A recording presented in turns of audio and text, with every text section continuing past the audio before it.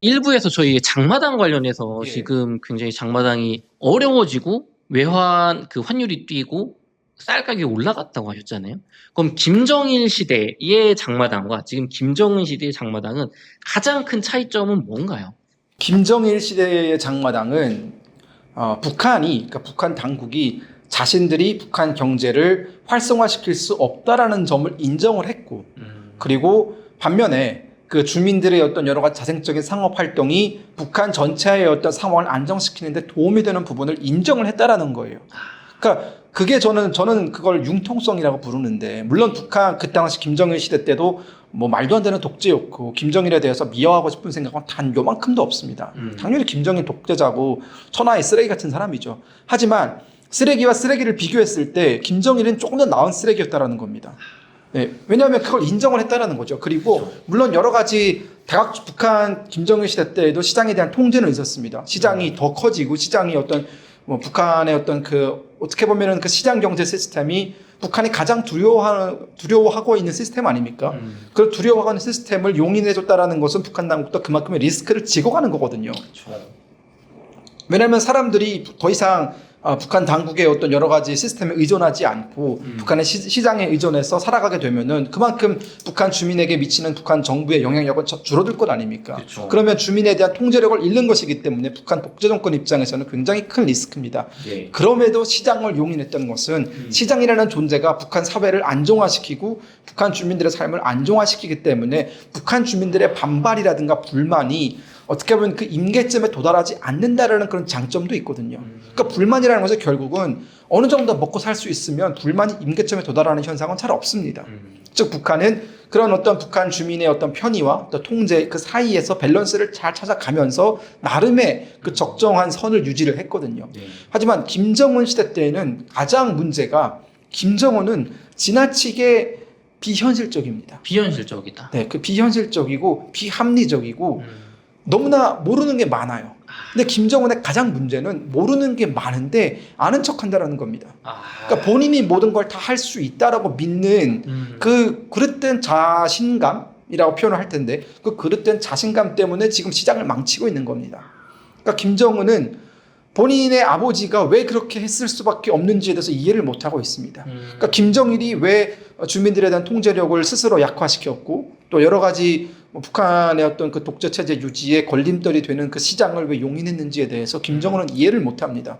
즉 본인은 아버지와 다른 길을 갈 수 있다. 주민에 대한 완벽한 통제력을 회복할 수 있다라고 지금 착각을 하고 있는 거예요.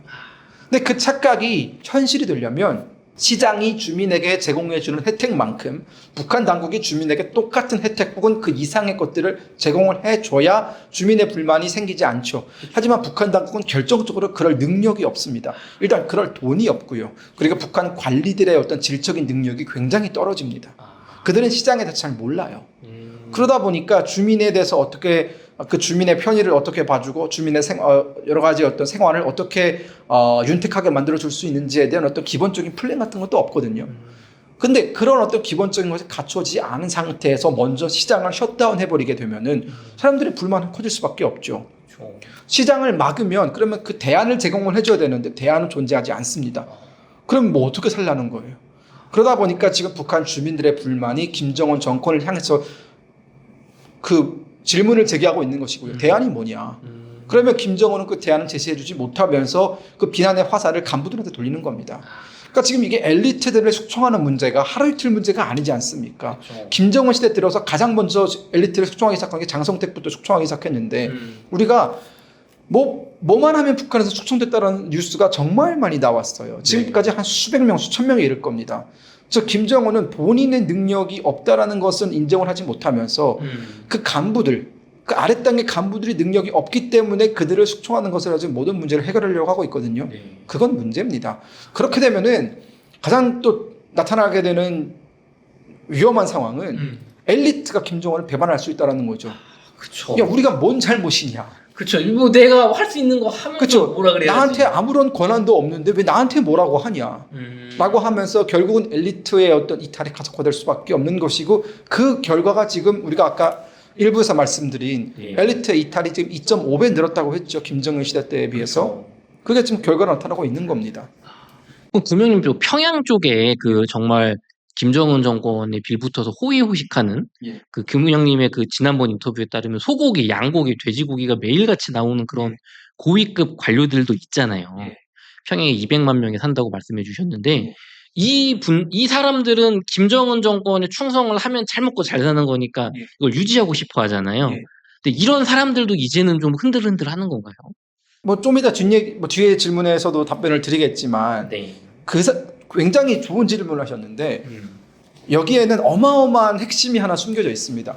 현재의 북중 관계가 지금 일그러지고 있고 러시아와 북한 사이 관계가 굉장히 가까워지고 있잖아요. 네. 근데 저는 이것을 북한의 결정적인 실수라고 부르는 것이 앞서 PD님께서 언급해 주신 뭐 호의호식하고 뭐 소고기 양고기 먹고 평양에서 거의 뭐 찐 부자의 삶을 누리고 있는 사람들이 그런 삶을 유지할 수 있는 배경은 딱 두 가지입니다.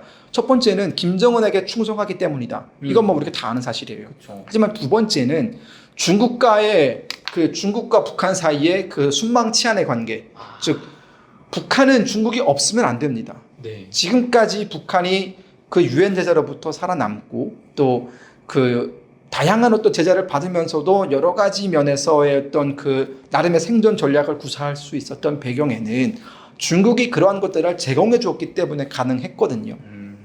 그 말은 조금 더 깊숙이 들어가면 이 북한의 최고위급 엘리트들은 중국과의 굉장히 밀접한 경제 관계를 가지고 있습니다. 이들이 벤츠를 타고 이들이 뭐 돈을 받고 이들이 화려한 삶을 살 수 있고 이들이 자녀들을 유학을 내보낼 수 있는 것들은 대부분 다 중국과의 관계로부터 오는 그런 어떤 그 프리오리티가 있는 것이거든요. 중국과의 관계가 유지가 되기 때문에 중국에서 돈을 벌 수 있는 것이고요. 네. 중국과의 관계가 유지가 되기 때문에 이 자녀들을 중국에 내보내서 유학을 할 수 있는 겁니다. 즉 중국과의 관계가 이들의 어떤 삶을 유지시키는데 가장 큰 영향을 미치는데 지금 김정은은 그 중국과의 모든 관계를 싹둑 잘라버리고 러시아로 가려고 하고 있잖아요. 네. 그 말은 20년, 30년 가까이 유지되어 오고 있던 그 기득권의 터전이 사라진다라는 겁니다. 근데 이 부분은 굉장히 중요합니다. 네. 왜냐하면 김정은에게 충성하기 때문에 얻어지는 여러 가지 어떤 혜택 플러스 중국과의 관계가 유지되기 때문에 유지되어 오고 있던 그들의 어떤 물질적인 삶 이 중에서 두 번째가 지금 무너지고 있는 것이거든요. 그렇죠. 근데 사실 저는 두 번째가 더 중요하다는 생각이 들어요. 물질적인 삶이 유지가 되기 때문에 충성을 하는 거지. 물질적인 삶이 사라져도 충성을 하는 건 아닙니다. 그렇죠. 사람이 자기가 잘 먹고 잘 살기 위해서 충성을 하는 거지. 맞아요. 잘 먹고 잘 살지 않아도 나는 충성하겠다라는 미친 사람은 별로 없거든요. 근데 지금 김정은은 그 지금까지 본인에게 충성하던 사람들의 그 기반을 흔들고 있는 겁니다. 그러면 엘리트들 입장에서는 중국과의 관계가 한 번에 사라지게 되고 자기가 자신들의 지금까지 유지되어 오고 있던 중국과의 관계가 만약 싹둑 잘라지게 되면은 네. 본인들이 지금까지 북한에서 누리고 있던 여러 가지 그런 어떤 뭐 물질적인 부라든가 뭐 여러 가지 혜택이라든가 그런 것들도 한순간에 위협받을 수 있는 것이거든요. 그렇죠. 그리고 그 모든 관계를 러시아로 옮겨간다고 했을 때 이거는 도박입니다. 러시아가 중국이 아니에요, 사실. 이 말은 중국이기 때문에 그게 가능했다라는 겁니다. 중국이기 때문에 세계 제2위의 경제력을 가지고 있는 중국이기 때문에 그나마 북한의 편을 들어서 또 북한의 어떤 그 엘리트들의 삶을 보장해 줄 수 있는 것이지. 네. 러시아는 지금 자기 살기도 바쁜 나라입니다. 러시아 뭐 없어요. 거의 솔직히 뭐 러시아가 거지는 아니지만 네. 그래도 지금 우크라이나 전쟁 때문에 천문학적인 돈을 쓰고 있는 나라이기 때문에 북한의 어떤 그 뭐 엘리트들과의 관계 이런 건 요만큼도 관심이 없는 나라가 러시아입니다. 그런 관계를 잘 모르고요. 그렇기 때문에 이제 북한의 그 최고의 엘리트들은 이 상황을 굉장히 심각하게 바라보고 있습니다. 그럼 뭐 중국과의 관계가 이렇게 무너지면 안 되는데 네, 본인들이 지금까지 유지되고 있던 삶의 터전이 한 번에 사라지게 되는 것이거든요. 네. 그럼 말씀 해주신 김에 정말 중국과의 관계, 러시아, 예. 북한 관계 얘기를 좀 나눠보면 좋을 것 같은데요. 예. 중국이 최근 북한 김정은과 시진핑 주석이 함께 거닐었던 거리의 발자국 동판을 철거했다는 뉴스가 나왔거든요. 예. 이거는 되게 상징적인 거잖아요. 그렇죠. 우호의 상징을 그냥 두는 것도 아니고 철거니까. 그렇죠. 양국 사이가 급격히 나빠지고 있다고 하는데 원인이 좀 뭘까요? 뭐 다양한 이유가 있겠지만 일단 가장 첫 번째 원인은 김정은이 중국에게 요구하는 것을 중국이 잘 들어주지 않고 있습니다. 그러니까 그게 뭐냐면 지금 중국의 한 10만 명에서 한 15만 명 정도의 북한 노동자들, 그러니까 해외 파견 노동자들이 일을 하고 있는데 이들이 매달 벌어들이는 그 월급은 대부분 다 캐시로 북한에 들어가거든요. 네. 그럼 엄청난 캐시 카우입니다. 북한 입장에서는. 근데 이제 그들이 북한으로 돌아갈 날짜가 어느 정도 그래도 그게 뭐 그 사람들이 10년, 20년 일하는 건 아니기 때문에 몇 년 단위로 계약을 하고 나오지 않겠습니까? 그렇죠. 그럼 그 계약 기간이 끝나서 돌아갈 날짜가 임박했는데 중국이 이들을 한꺼번에 다 들여보내려고 합니다. 북한에. 그리고 비자 연장을 해주지 않고 그리고 새롭게 파견되는 사람들의 그 신규 비자 발급을 중국이 안 해주고 있습니다. 왜 그러는 건가요? 원래 사이가 좋았잖아요. 원래부터 사이가 좋았다라기보다는 2019년부터 사실 좀 일그러지기 시작했어요. 그렇군요. 네, 그러니까 그게 왜 지금 현재 중국은 김정은 체제를 100% 통제를 못하고 있는 상황이었거든요. 그러니까 김정일과 시진핑 관계, 김정일과 후진타오의 관계는 어느 정도의 그 티키타카가 되는 관계였어요.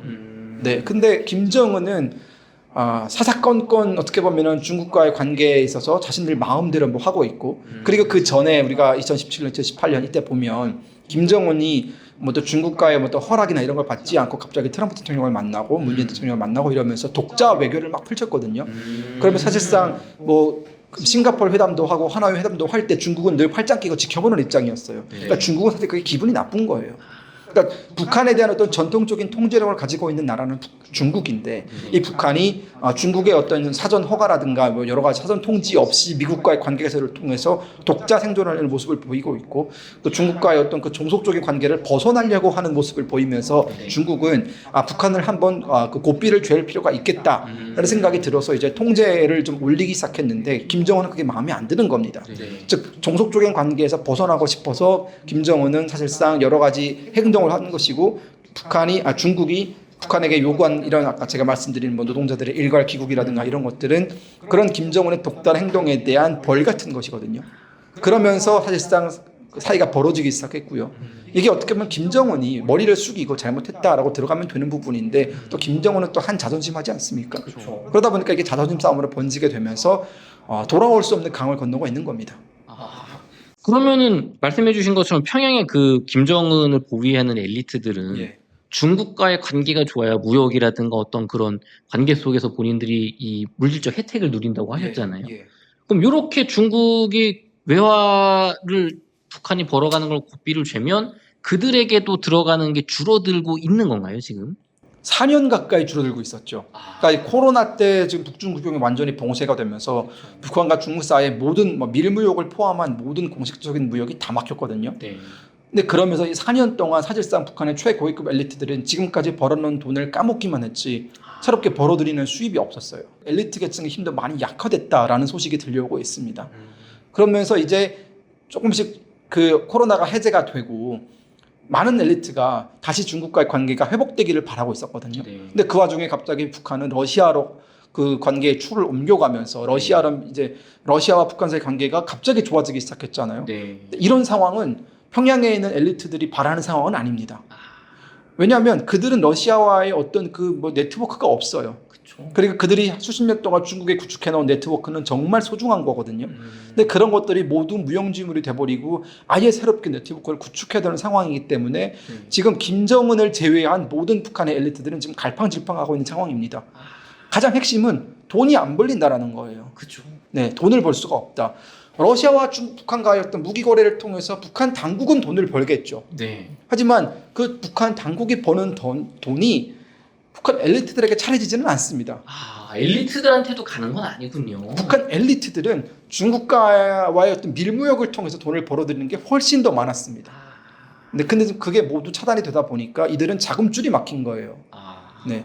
그럼 북한의 엘리트들은 그냥 알아서 그냥 중국에서 밀무역해서 장마당에 내다 팔고 뭐 사업하고 이런 걸로 자기들이 벌어왔던 게 되게 컸던 건데 그게 막힌 거네요. 뭐 평양의 주요 고급 레스토랑에 뭐 LA 갈비도 올라가고 참치회도 올라가고 연어회도 올라가거든요. 그럼 그런 것들은 다 중국에서 밀수입되는 것들인데 그럼 그런 어떤 뭐 사치품이라든가 그런 뭐 밀무역에 종사하던 사람들이 대부분 다 엘리트들입니다.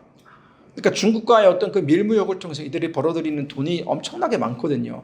근데 김정은은 사실 이번에 그 중국과의 관계를 이제 단절하고 러시아로 옮겨가면서 김정은도 아마 제 추측 제 추측에는 그런 것들을 노렸을 겁니다. 북한 내에 존재한 엘리트 계층의 힘을 빼놓겠다. 그러니까 본인의 절대 군주로서의 지위를 차지하기 위해서 네. 결국 엘리트가 돈이 빠지게 되면은 머리를 숙이고 복종하는 그런 어떤 그림이 그려지지 않을까라는 생각해서 저는 이번에 그런 김정은이 그런 수를 놓았다고도 저는 봅니다. 근데 이 어떻게 보면 평양의 엘리트들은 김정은 정권을 그 수호하는 아주 단단한 충성파였잖아요. 근데 그들까지 이렇게 뒤흔들어 놓는 게 과연 이게 옳은 판단일까? 아까 자충수라는 얘기를 해주셨는데 그 좀 위험하지 않을까? 그런 생각이 듭니다. 정상적인 사고를 하는 사람들은 다 그렇게 생각하죠. 김정은은 현재 정상적인 사고 판단이 안 되는 사람입니다. 무조건 내가 절대자고 다 내 말에 숙여야 되는 거군요. 그렇죠. 그러니까 현재 지금 마치 말씀하신 것처럼 적절한 표현인데 절대자 놀이에 빠진 초딩을 보는 것 같은 생각이 들어요. 초딩 같다. 너무 초딩 같고 네. 아니 어떻게 저런 판단이 나올 수가 있지라는 생각이 들 정 조금 위험한 수준입니다. 위험한 수준이다. 네, 왜냐하면 이게 어느 정도는 상식적인 판단을 해야 우리도 그에 맞게 대응을 할 텐데 그렇죠. 김정은의 판단은 전혀 상식적이지가 않거든요. 본인의 그 권력을 유지할 수 있었던 그 배경에는 말씀하신 것처럼 그 엘리트들이 힘을 받쳐주고 있고 엘리트들이 사회를 어느 정도 통제를 하고 있고 영향력을 투사하고 있기 때문에 가능한 부분이었지 본인이 혼자 잘나서 본인이 마치 무슨 어떤 우리가 알지 못하는 신비로운 힘을 가지고 있는 권위자로서 그게 유지가 되고 있던 게 아니거든요. 속된 말로 지도 그냥 평범한 하나의 인간입니다. 맞아요. 맞잖아요. 자기가 무슨 초능력 있는 것도 아니잖아요. 그렇기 때문에 평범한 인간에 불과한 김정은이 지금 자신의 힘을 너무나 과시하고 있다. 마치 자기가 절대자가 된 것처럼 행동하고 있는데 결국 자신의 어떤 판단의 착오 때문에 망하는 일만 남았죠. 그럼 역사적으로 이렇게 자신의 지지층마저 정말 이제 공격해가지고 이 무너뜨리는 절대자들, 독재자들은 오래가지 못했던 것 같은데, 그렇죠. 그럼 북한에서도 정말 뭐 민중봉기 혹은 엘리트들에 의한 민심 위반, 뭐 군부의 뭐 배신이라든가 이런 좀 급변 사태가 좀 있을 수도 있다고 보십니까? 저는 급변 사태는 언제든지 가능하다고 보고요. 언제든지. 최근에 어떤 여러 가지 북한에서 일어나가는 상황을 봤을 때에는 네. 최근이 가장 확률이 높지 않을까. 지금의 어떤 우리가 북한의 근현대사 1990년대 이후에 약 30년 되는 북한의 근현대사를 총태도고 놓고 봤을 때 지금 상황이 가장 안 좋습니다. 가장 안 좋다. 네, 가장 예배적인 상황이고요. 그러니까 김정일 시대 때와 또 비교할 수밖에 없는 것이 김정일은 이렇게 멍청하진 않았거든요. 네, 김정일은 엘리트들의 힘을 뺐다가 넣었다가 이것을 굉장히 적절하게 잘 사용했습니다. 어떤 엘리트도 여러 가지 계층이 있잖아요. 네. 그러면은 그 충성 경쟁을 유도를 해가지고 그 충성 경쟁을 통해서 본인의 권력이 유지가 됐어요. 그러니까 충성 경쟁을 하기 위해서는 그들한테 일종의 혜택을 줘야 충성을 하는 거잖아요. 그렇죠. 근데 김정은은 혜택은 주는 게 아무것도 없고 계속 때려잡기만 하고 있습니다. 그리고 혜택을 주는 사람은 오히려 굉장히 엉뚱한 사람들, 현성월이라든가 네. 뭐 이런 그 몇 명의 그 여성들에게 힘을 몰아주고 있거든요. 근데 이런 상황도 굉장히 불안정한 상황입니다. 현성월은 가수예요. 그러니까 북한의 엘리트, 그러니까 현재 현성월이 있는 위치에 올라가기 위해서 반드시 밟아야 되는 그런 엘리트 포스를 전혀 거치지 않은 네. 그냥 일개 가수에 불과한 사람입니다. 근데 일개 가수에 불과한 사람을 지나치게 많은 힘을 몰아준다는 것은 기존에 존재했던 북한의 권력 계층을 모두 무시하는 거거든요. 그렇죠. 모든 시스템을. 네. 그러면 그 시스템 하에서 절차대로 올라간 사람들은 얼마나 많은 불만이 있겠습니까? 그렇죠. 우리는 생 고생해서 여기까지 왔는데 맞아요. 쟤는 그냥 김정은 눈에 들었기 때문에 저 자리까지 초고속 승진을 한다고. 근데 이 엘리트의 보상 체계가 무너지게 되면은 엘리트는 굉장히 반발합니다. 근데 지금 이 보상 체계가 흔들리고 있거든요. 저는 그렇기 때문에 김정은의 체제가 오래가지 못할 거라는 생각이 들고 지금이 가장 위험한 시기다. 근데 이것을 가속화시키는 것은 결국 김정은은 네. 학습 능력이 없는 사람이다. 저는 김정은이 기본적으로 머리가 별로 좋지 않다는 생각이 듭니다. 그런 것 같아요. 네, 머리가 별로 좋지 않고 머리가 좋지 않은 사람이 이상한 신념을 가지고 있고 또 자기 확신에 빠져 있고 주관이 강력하면은 굉장히 멸망하러 가는 지름길이죠. 지금 북한 매체에서는 예. 김주애를 향도, 위대한 샛별 여장군 등의 김정은의 후계자를 암시하는 용어를 많이 사용했거든요. 그러면 제가 공부를 열심히 해봤는데 예. 향도, 이 길을 비추는 사람 그렇죠. 아무에게나 쓰지 않는다. 예, 샛별, 별이라는 거 아무한테나 안 쓴다. 그렇죠. 그래서 이거를 봤을 때는 진짜 김정은 후계자가 김주애인가 보다 예. 생각이 드는데 김주애가 정말 후계자가 될까요? 지금 가능성은 70% 이상입니다. 70% 이상이다. 이게 김주애가 딸이라서 안 된다, 숨겨둔 뭐 아들이 있을 거다, 이런 설도 있지 않습니까?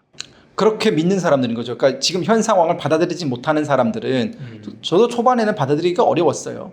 그러니까 말씀하신 것처럼 딸이기 때문에, 그리고 이제 10대밖에 안 되는 너무나 어린 사람이기 때문에 후계자가 될 수 있느냐에 대해서 사실 될 수 없다라고 생각하는 것이 굉장히 지극히 상식적인 반응이거든요. 그쵸. 하지만 제가 앞서 지금 꾸준히 설명드리고 있는 것이 뭡니까? 김정은은 우리가 생각하는 그 상식 범위 밖에 있는 사람이다. 전혀 합리적인 판단을 내리지 못하고 있는 상태다라고 말씀드리고 있는 거잖아요. 그쵸. 만약 그 상황을 우리가 받아들인다면, 김정은이 현재 그런 상태라는 것을 우리가 인정한다면 이건 설명이 됩니다. 그냥 내가 시키면 하는 거지. 그렇죠. 내가 후계자를 시키면 하는 거지. 니들이 반발을 해? 어쩔 거야. 뭐 이런 마인드거든요. 그러니까 반발은 결국 반발에 그칠 것이다. 뭐 이것이 어떤 다른 어떤 행동으로 이어지진 않을 것이다라고 판단하고 있는 것이고, 본인의 어떤 통치력에 그만큼 과도한 자신감을 보이고 있는 거거든요. 과도한 자신감이 있는 거군요, 진짜. 그러면은 네. 그 몇 년 전만 해도 김여정이 막 외교나 의전 국내외 행사에 빠지지 않고 등장을 했지 않습니까? 네. 근데 김주애가 등장한 이후 존재감이 완전히 사라졌는데, 이거는 그럼 김주애를 후계자로 하기 위해서 그 여동생의 존재를 좀 지우기 위한 그런 행보라고 볼 수 있을까요? 정확하죠.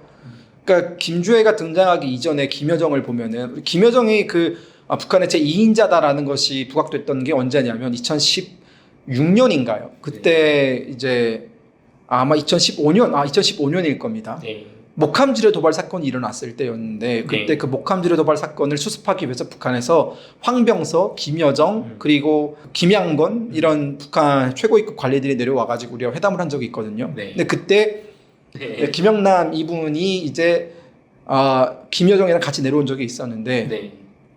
목함지뢰가 아닐 겁니다. 아마 그 뒤일 겁니다. 근데 이제 김영남 상임위원장은 공식적으로 북한의 국가 수반입니다. 공식 서열이 아마 2위인가 3위인가 그래요. 굉장히 높은. 네, 굉장히 위치가 높고, 그리고 나이도 80이 넘었어요. 그때 당시까지만 하더라도. 근데 그 사람이 김여정이 들어오니까 벌떡 일어서서 자리를 양보하는 모습을 보였단 말이에요. 그 상징적인 장면이 현재 김여정, 그때 당시 김여정이 북한에서 어떤 지위를 누리고 있는지를 단편적으로 보여주는 사례였죠. 김여정은 2인자가 맞았습니다. 그때까지만 하더라도. 하지만 이제 김주애가 등장한 게 2022년이거든요. 네. 그때 이후로 김여정은 사라졌죠. 즉 앵글의 중심에서 사라졌고, 네. 가장 최근에 김여정의 모습이 보인 것이 김주애가 등장할 때 허리를 굽혀서 네. 에스코트하는 모습으로 등장을 했었거든요. 그것 역시 상징적인 사진입니다. 누가 높고 네. 누가 낮은지 고하를 우리가 논할 수 있는 부분이었죠. 과거의 2인자가 이제 현재의 2인자에게 이제 고개를 숙이고 안내를 하는 장면. 물론 뭐 그 장면이 모든 걸 설명한다고 보진 않습니다. 그것도 어떻게 보면은 뭐 우연히 찍힌 걸 수도 있고요. 하지만 저는 북한은 우연히 찍힌 사진을 내보내지 않습니다. 북한은 모든 사진을 다 의도적으로 찍고, 그 중에서 메시지가 될 만한 것들을 선별해서 내보내거든요. 왜냐하면 뭐 우연히 뭐 김정은이 하품하는 걸 내보냈다고 생각해 보세요. 안 되죠. 그럼 사진 기자는 죽겠죠. 그렇죠. 왜냐하면 뭐 지도자의 권위를 훼손하는 거니까. 그만큼 하나하나 다 엄선을 하는데, 김여정이 허리를 굽히고 에스코트하는 모습을 일부러 내보냈다라는 건 보여주고 싶은 메시지가 있는 거죠. 그렇죠. 저는 그렇게 생각합니다. 그렇군요. 그럼 김정은의 건강이 굉장히 좋지 않다고 알려졌습니다. 예. 무슨 뭐 체중도 체중이지만 요즘 뭐 이렇게 뭐 심장 약이 입수된다거나 이런 여러 가지 얘기가 있는데, 높죠. 그렇죠. 그리고 막 뾰루지도 이게 안 나서 이렇게 면역이 떨어졌나 봐요. 근데 김정은이 이게 갑자기 만약에 급사를 하게 되면 예. 군부나 엘리트, 지금 앞서서 얘기해 주신 게 지금 엘리트가 흔들리고 있다고 하셨잖아요. 예. 이들이 이 어린 딸인 김주애를 4대 세습으로 인정하고 따를 거라고 좀 보시는지요? 질문에 답이 있습니다. 하겠습니까? 저라면 안 할 것 같은데. 그렇죠. 안 합니다. 그렇게 될 리가 없고요. 네. 우리가 어떤 권위주의 국가의 시스템을 논할 때 정치학에서 네. 권위주의가 효과적으로 유지되고 있는 가장 첫 번째의 그 수단은 그 권위자, 그 독재자가 가지고 있는 카리스마거든요. 카리스마가 있는 독재자일수록 그 권위가 유지가 됩니다. 왜냐하면 사람들이 그 카리스마에 복종을 해서, 네. 그리고 그 권위에 복종을 해서 그 시스템에 순응을 하는 것이고 그 시스템이 유지가 되는 것이거든요. 근데 그리고 두 번째는 오직 카리스마만 있는 사람만 또 권위를 유지할 수 있느냐, 그게 아니라 네. 카리스마가 있는 그 권위자가 여러 가지 능력을 가지고 있을 때, 즉 통치력을 보유하고 있을 때 어떤 주민의 삶이라든가 엘리트의 삶이라든가 이런 어떤 그 밸런스를 잘 유지시킬 수 있는, 즉 주민에게 제공할 수 있는 것이 있고 엘리트에게 제공할 수 있는 것이 있고 또 여러 가지 처벌 수단도 가지고 있고 이런 복합적인 능력을 가지고 있는 권위자일수록 그 권위가 오래 유지가 되는 것이거든요. 네. 싱가포르이 대표적인 그런 케이스 아닙니까? 카리스마가 있는 리콴 유가 또 싱가포르 주민들의 삶을 획기적으로 이제 바꿔줄 수 있는 그런 능력을 보유하고 있었기 때문에 그것이 어떤 실질적인 결과로 이어져서 지금 싱가포르는 어느 정도 독재 국가로 생각 안 합니다. 그렇죠. 하지만 정치학에서 원론적으로 놓고 봤을 때 싱가포르는 독재 국가로 분류가 되거든요. 자, 똑같이 김정은의 어떤 지금 통치 시스템에 대해서 김정은은 카리스마가 있습니다. 네. 김정은이 보유하고 있는 카리스마는 감화가 돼서 생겨난 카리스마가 아니에요. 그러니까 사람들이 그 리더십을 받아들이고 복종해서 생긴 카리스마가 아니라 네. 어마무시한 철폐를 한 손에 들고 있기 때문에 생겨난 강압적인 카리스마입니다. 그렇죠? 그 강압적인 카리스마를 가지고 있고, 그리고 북한 주민들의 먹여 살릴 수 있는 능력은 뒤따라오지 않고 있습니다. 그러면서 카리스마와 북한 주민에게 제공해 줄 수 있는 당근 사이의 밸런스가 무너지면서 현재의 북한 체제의 그 불안전성이 확대되고 있는 거거든요. 그 다음 단계로 넘어가 보자고요. 네. 김주애는 카리스마가 없습니다. 아버지로부터 물려받을 수 있는 카리스마는 네. 없어요. 존재할 수가 없습니다. 왜냐하면 일단 10대한테 뭔 카리스마가 있습니까? 그렇죠. 네, 김정은은 그래도 20대였고 등장하자마자 장성택이라는 사람을 성공적으로 채워내면서 가진 카리스마가 있거든요. 하지만 김주애에게는 사실상 그럴 만한 카리스마는 없다, 현재까지는. 그리고 북한에서는 여성이 카리스마를 가질 수 있는 굉장히 그런 제한적인 상황입니다. 다시 말씀드리면 기본적으로 여성은 무시당합니다. 이게 뭐 무슨 뇌피셜이나 그게 아니라 북한 체제상 여성이 어떤 고위직에 간 적이 없기 때문에 네. 사례가 없거든요. 경험적인 사례로부터 나오는 반복된 메모리라는 게 있는데, 그렇죠. 그렇죠. 예를 들어서 어떤 성향을 가진 통치자가 등장하면은 이런 정책이 펼쳐졌었지라고 하는 그 과거 기억에 의해서 그 반복되는 여러 가지 그 시나리오가 있잖아요. 하지만 여성이 최고 지도자가 됐던 적이 없습니다. 북한은 그런 기억이 없어요. 네. 굉장히 생소하거든요. 그쵸. 그러면 그 생소한 상황은 카리스마가 없이 출발을 하는 경우가 대부분입니다. 왜냐하면 사람들은 의심의 시선으로 보거든요. 생소한 것에 대해서 사람들이 우와 생소하다라고 박수를 치는 것이 아니라 의심하고. 잘 되겠어? 이렇게 팔짱부터 끼고 보기 때문에 아예 그 존재가 출발할 때부터 카리스마는 잃고 시작하는 하는 겁니다. 기본적인 의구심이 카리스마 대신 들어가 있는 것이고요. 불신이 들어가 있는 겁니다. 그 자리에. 그리고 두 번째, 어느 정도 능력이 뒷받침돼서 제공해 줄 수 있는 무언가가 있어야 되는데 네. 김주애에게는 그런 제공해 줄 수 있는 그 무언가도 없습니다. 이미 아버지가 다 망쳐놨거든요. 저는 그래서 우리가 이거를 어떤 단순히 여성이기 때문에 안 된다라는 것이 아니라 정치학적인 개념으로 깊게 들어가서 정치학의 논리를 사용해서 우리가 이 상황을 설명할 때 네. 논문들도 제가 사실 논문도 쓸 수 있어요. 이거 하나 가지고 왜 안 되는지에 대해서. 네. 근데 김정은은 이걸 지금 이해를 못하고 있는 겁니다. 이 상황을. 저는 그렇기 때문에 북한의 엘리트들은 다 똑똑한 사람들이거든요. 네. 그리고 지금 우리가 남한에서도 여러 가지 면에서 지금 이런 얘기들을 하고 있는 거잖아요. 그리고 북한의 엘리트들도 남한의 여론이 어떤지 또 국제사회의 여론이 어떤지 다 압니다. 현 상황에 대해서. 그렇기 때문에 결국은 긴가민가 하는 것이고 이게 제대로 될까? 라는 것이고, 두 번째는 특히나 군부. 네. 자, 절대적인 카리스마를 가지고 있던 김정은이 사라지게 되면 그 카리스마는 누가 가져가게 될까요?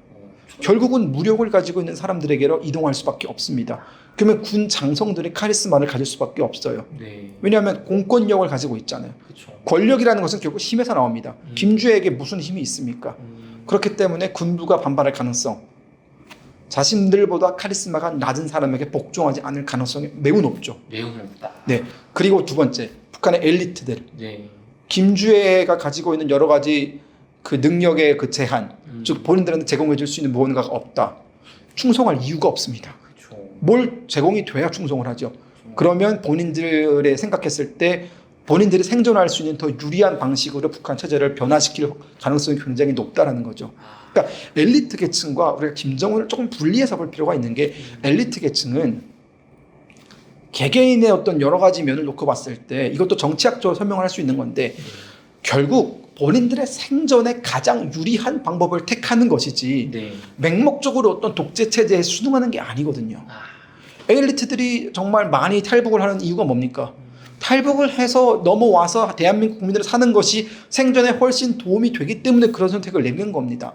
맞잖아요. 인간은 결국은 생존이 가장 중요한 목표입니다. 충성, 이거는 생존 그 하위 개념입니다. 네. 그렇기 때문에 김주애가 등장했을 때 제가 너무 신났나요 지금?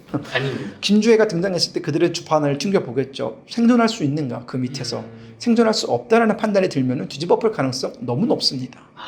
그렇군요. 그러면 참 이게 북한에 정말 한반도가 뒤집어진다라는 그런 썸네일도 많은데 그런 일이 있을 수 있을 것 같은데 그러면은 김주애를 만약에 뒤집어 엎는다고 하면 예. 김씨 왕조가 아닌 사람을 세우는 건 아무래도 좀 부담이 있지 않을까요? 그렇지 않은가요? 이게 또 예를 들면 김여정을 대리로 내세운다거나 김정철 같은 그 뭐 아들 형을 내세운다거나 그렇게 좀 김씨 체제를 이렇게 꼭두각시로 세우고 이렇게 넘어갈 가능성은 없을까요? 여러 가지 시나리오가 존재하는데요. 중국이 개입할 수도 있고요. 그러니까 김주애가 만약 무너지게 된다면 일단 김씨의 그 체제가 시스템이 붕괴됐을 때 가장 높은 시나리오는 중국이 등장을 해가지고 순식간에 친중 정부를 세워버리는 시나리오입니다. 중국 입장에서는 북한은 포기할 수 없는 알토란 같은 영토예요. 그리고 중국이 직접적으로 지배하는 것은 국제사회에 거센 압박이 있기 때문에 뭐 과거처럼 뭐 식민지를 한다거나 그러진 못하죠. 하지만 중국은 충분히 친중 엘리트들을 앞에 내세워서 친중 정부를 세울 가능성이 있습니다. 그렇다면 안정적으로 북한 사회를 관리하는 것 역시 필요하기 때문에 말씀하신 것처럼 또 다른 김씨, 뭐 김정철이라든가 이런 굉장히 허수아비하기 딱 좋은 사람들 아닙니까? 하지만 그런 상황이 와도 중국이 경계할 것은 바로 그겁니다. 김정은처럼 중국의 통제력을 벗어나려고 하는 사람이 되어서는 안 된다라는 그런 메커니즘을 공유하겠죠. 네. 그렇기 때문에 가장 만만한 사람을 내세울 가능성도 있고요. 그리고 그냥 김씨가 아니어도 된다라고 판단할 가능성도 높습니다. 뭐 우리 말만 들으면 되니까 중국이. 그렇죠. 뭐 그게 조씨가 됐든 박씨가 됐든 그게 무슨 상관입니까? 그럼 반대로 이제 우리나라 같은 경우는 네. 중국이 이렇게 친중공 정권을 세운다거나 중국군이 밀고 들어오면 안 되잖아요. 우리 입장에서. 우리가 통일을 해야 되지 않습니까? 그렇죠. 그럼 우리나라가 지금 혹은 우리 정부가 혹은 우리 국민이 해야 된 어떤 행동 방침은 좀 뭐가 있을까요? 우리는 꾸준히 북한이 별개의 국가가 아니라 네. 우리와 통일을 해야 되는 상대라는 점을 강조할 필요가 있습니다. 이 국민들을 설득하기 위한 용도도 되겠지만 국제사회를 향해서 만약 북한의 급변 사태가 일어났을 때 북한 영토에 대한 회복권이 우리한테 있다라는 그런 그 당위성, 명분을 확보하는 게 너무나 중요하거든요. 왜냐하면 현재 국제법적으로 북한과 남한은 별개의 국가입니다. 우리는 유엔에 동시에 가입했죠. 네. 그렇기 때문에 만약 북한이 무너졌을 때 우리 국군이 올라가는 것 역시 침공이거든요. 국제법상. 네. 근데 그것이 침공이 침공으로 받아들여지지 않고 네. 어떤 영토 회복이나 영토 안정 혹은 뭐 한반도의 뭐 평화를 위한 뭐 이런 어떤 명분으로 받아들여지기 위해서는 네. 탈북민들의 역할이 정말 중요합니다. 탈북민들. 왜냐하면 탈북민들이 네. 그 다리를 이어줄 수 있거든요. 네. 그러니까 단절된 관계, 즉 남한과 북한은 지금 현재 단절된 관계 아닙니까? 그리고 그렇죠. 국제관계에서도 역시 단절된 어떤 별개의 관계인데 이 별개의 관계 속에서 탈북민은 좀 특수한 존재입니다. 북한에서 태어났고 북한에서 살다가 한국으로 넘어와 대한민국 국적을 취득한 사람, 즉 대한민국을 국민으로 살고 있지만 북한이 고향인 사람들이기 때문에 이들이 만약 전면에 나서서 남한 정부에 의해서 북한이 회복되어야 된다, 혹은 남한 정부에 의해서 북한의 여러 가지 시스템이 바뀌어야 된다고 주장을 했을 때 설득력을 얻을 가능성이 굉장히 높습니다. 그리고 그 사람들이 유엔을 상대로, 중국을 상대로, 혹은 우리 주변 국가들 상대로 설득을 할 때 훨씬 큰 당위성을 얻는 것이고요. 또 중요한 것이 북한 주민들에게 우리가 설득을 할 때도 네. 같은 고향 사람이 가서 설득을 하는 것이 훨씬 더 잘 먹히지. 그렇죠. 저기 어디 마산 사람이 평양 가가지고 우리가 뭐 통치 체계를 놔줘, 이건 사실 좀 그들한테는 또 다른 어떤 반발의 요소가 될 수도 있거든요. 그렇죠. 그렇기 때문에 다양한 세 가지 요소, 우리가 북한과의 어떤 그 통합을 얘기할 때 북한 내부의 불만을 잠재우기 위한 용도, 우리 주변국을 달랠 수 있는 용도, 그리고 국제사회를 더 큰 범위에서 봤을 때 어떤 또 남한 사회 내에서도 어쨌든 우리는 대한민국 국민이지 않습니까? 그렇죠. 그럼 대한민국 헌법을 준수하고 대한민국의 법치체계를 존중하고 법치체계 안에서 사는 사람들이란 말이죠. 그렇기 때문에 저는 누군가가 네 조국이 어디냐라고 물으면 저는 당당하게 대한민국이라고 얘기합니다. 그러면 대한민국의 국익의 관점에서 모든 걸 바라보겠죠. 그렇죠. 그렇기 때문에 대한민국의 국익과 또 북한 주민의 이익과 이 사이에서 밸런스를 잘 찾을 수 있는 사람들은 결국은 잘 준비된, 잘 교육받고 또 여러 가지 면에서 정치, 사회 면에서, 경제 면에서 잘 트레이닝 받은 준비된 어떤 탈북민 인재들이 가는 것이 훨씬 상황을 안정적으로 유지할 수 있는 방법이다. 그러니까 그것이 어떤 탈북민 사람들이 개개인의 역량으로 가는 것보다는 어떤 국가의 차원에서 그들을 파견해서 보내는 것이 훨씬 설득력이 있다고 봅니다. 네. 실제로 금영님 같은 경우는 유엔 같은 곳에서 연설도 하고 어떤 미국 같은 이런 곳에서 뭔가 탈북민 북한에 대한 어떤 실상을 알리는 이런 이야기를 많이 외쳐 오셨잖아요. 그렇죠. 그러면은 금영님 같은 분이 가셔서 얘기를 할 때랑 우리나라 뭐 외교부 어떤 사람이 가서 할 때랑 그 국제사회에서 드는 이 태도나 이 목소리가 울림이 다른가요? 좀 다르죠. 왜냐하면 뭐 우리 외교관들도 물론 훌륭하신 분들이 많고 옛날에 그 주 유엔 대사 오준 대사님 같은 경우에도 정말 훌륭하신 북한 인권을 위해서 정말 많은 노력을 하신 분인데 국제관계를 우리가 냉정하게 바라봤을 때는 어쨌든 대한민국의 국익의 관점에서 생각을 하고 또 대한민국의 100% 대한민국의 입장에서 얘기를 하기 때문에 대한민국의 입장에 100% 반하는 생각을 가진 국가들, 중국이라든가 러시아라든가 이런 나라들은 당연히 귓등으로도 안 듣죠. 그렇죠. 하지만 탈북민은 좀 다르지 않습니까? 대한민국 국민인 동시에 북한의 이해관계를 가지고 있는 사람들이기 때문에 조금 더 진정성이 있고 조금 더 고향을 위해서 얘기를 할 수 있는 사람들이 고향 주민들을 또 대변할 수 있는 위치에 있는 사람들입니다. 평양 출신인 제가 평양 사람들의 이익을 대변한다고 했을 때는 말이 되잖아요. 그쵸. 그들의 어떤 이해관계를 대변할 수 있고 그들의 현재 처지를 대변할 수 있고 상당히 신빙성이 가미가 되는 것이기 때문에 저는 그런 면에서 중요하다고 생각합니다. 이런 활동들이. 그렇군요. 그래서 앞으로도 그 저희 옹달책방 유튜브에 나오셔서 북한 관련된 이야기도 해주심과 동시에 또 이제 국제사회 네. 또 해외 쪽에서도 큰 역할을 해주시길 기대를 하겠습니다. 감사합니다. 네, 끝으로 저희 옹달책방 시청자분들을 위한 한 말씀 부탁드리겠습니다. 우리가 항상 지금 한 30년 가까이 북한 무너진다 하면서 어떤 분들은 피로감도 느끼세요. 언제 무너지냐. 맞아요. 차라리 그냥 그냥 남남으로 살자. 별개의 어떤 나라로 살자. 맞아요. 통일 반대. 통일 반대하시는 분들 되게 많은데 우리가 통일에 찬성해야 되는 이유는 어떤 당위적인 이유. 그러니까 우리가 뭐 전 세대가 항상 강조하던 뭐 한민족이기 때문에 뭐 같은 역사 뭐 이런 당위성 말고도 분명한 이유가 있습니다.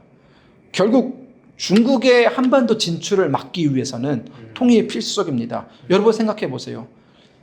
중국과 비무장지대에서 우리가 만약 서로 총을 들고 경계를 한다고 썼을 때 대한민국의 어떤 입지는 정말 우리는 그땐 섬나라가 됩니다. 그렇죠. 네. 하지만 우리가 북한의 영토를 회복하고 중국과 어떤 그 압록강 두만강 경계를 우리가 중국과 대치한다고 했을 때에는 우리의 영토가 2배로 늘어나는 것이고요. 그리고 우리는 중국에게 투자할 수 있는 영향력이 훨씬 커집니다. 지금보다는. 그렇기 때문에 중국도 그때는 대한민국을 상대로 함부로 하지 못하고요. 그리고 우리는 대륙에게 영향력을 미칠 수 있는 반도 국가이기 때문에 우리나라의 어떤 지정학적인 위치가 정말 많이 올라갑니다. 국익의 관점에서 봐도 통일은 정말 필요합니다. 우리가 미래를 내다봤을 때 지금은 북한이 우리한테는 최대의 적이지만 나중에 가서는 중국이 가장 큰 적이 될 수도 있거든요. 그러면 영토 10만의 어떤 영토로 중국과 대적할 것이냐, 22만의 영토로 지금 우리가 한반도가 전체적으로 한 22만 평방미터거든요. 그러면 22만 평방미터 영토를 가지고 중국과 맞설 것이냐, 10만 평방미터를 가지고 맞설 것이냐는 여러분 답이 나와 있는 상황입니다. 5천만의 인구로 13억에 거의 14억인가요? 네. 뭐 14억, 15억 하죠. 그 인구를 맞설 것이냐, 8천만의 인구를 맞설 것이냐는 여러분들 답이 나와 있는 겁니다. 그렇기 때문에 우리의 안보를 위해서, 우리의 국익을 위해서라도 통일은 반드시 필요하고 여러분들께서 관심을 가져주신다면 통일은 10년 이내에 반드시 찾아옵니다. 알겠습니다. 이렇게 해서 김금영님과의 인터뷰를 마치도록 하겠습니다. 긴 시간 동안 수고 많으셨습니다. 수고하셨습니다. 감사합니다.